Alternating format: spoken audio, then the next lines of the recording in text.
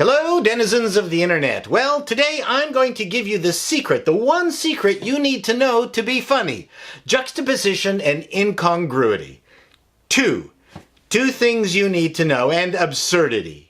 Three tricks that you need to know to be funny, and trivializing important events. Four things you need to know to be funny.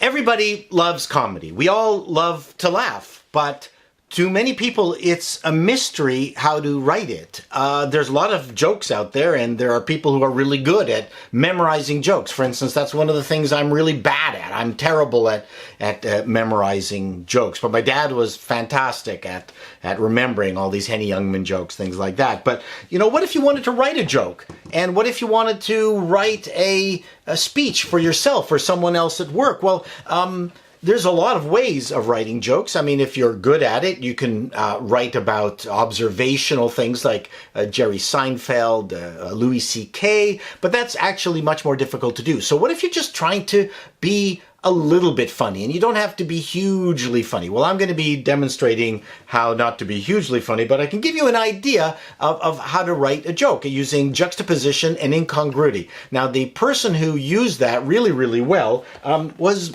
Woody Allen. Now, the reason I'm saying was is not because he's dead. Well, at least not, he's not dead as of this filming, but he doesn't really do this style of comedy any longer. So he's hilarious. This is a great book without feathers. I recommend anybody who wants to know about the technique of juxtaposition and incongruity, where all you're doing is being silly. Now, the other thing that he adds to this, and this is very important, is gravity. So not the thing that keeps us on the earth, but the importance of the subject matter, which is why he dealt with the death and sex a lot, because the gravity of dealing with death and sex, which we take fairly seriously, emphasized and improved on the joke. So let me read some of my favorite bits here at the very, very beginning.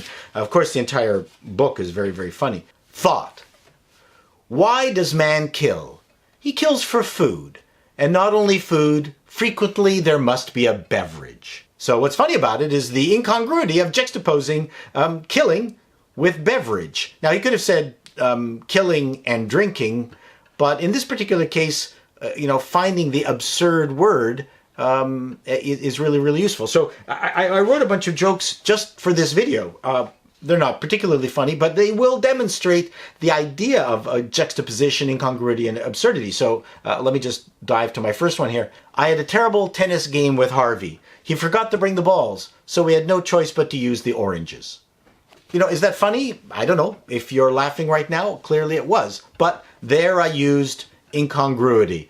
I also heightened the effect by saying I had a terrible game. So now you're listening to find out why did I have a terrible game. Is why oranges? It doesn't matter.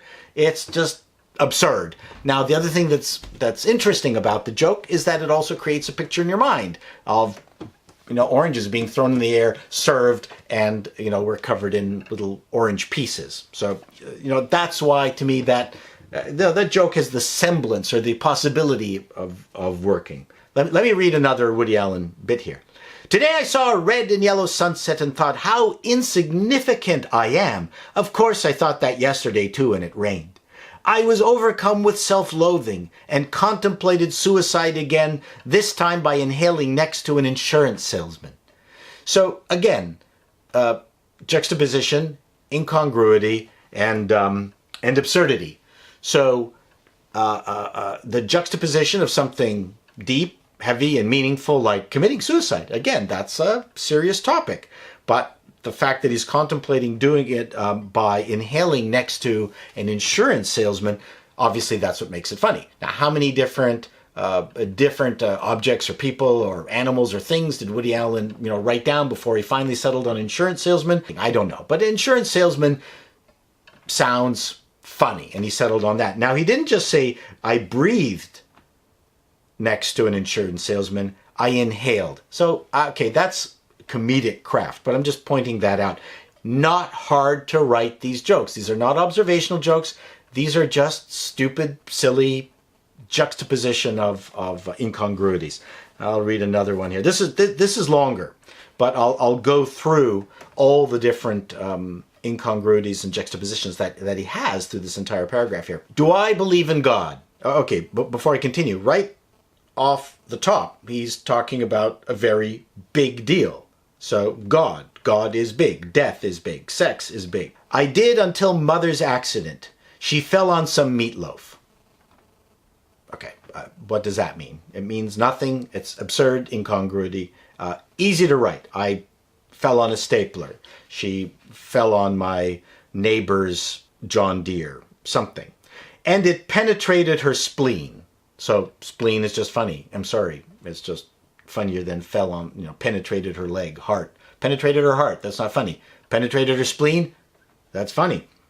She lay in a coma for months, unable to do anything but sing Granada. So she laid in a coma, but it wasn't severe enough that stopped her from singing the song Granada. To an imaginary herring. Again, there's nothing deep or observational about it. She's singing Granada to an imaginary herring. Of course it's imaginary. What else would it be? But why was this woman in the prime of her life so afflicted? Because in her youth she dared to defy convention and get married with a brown paper bag on her head.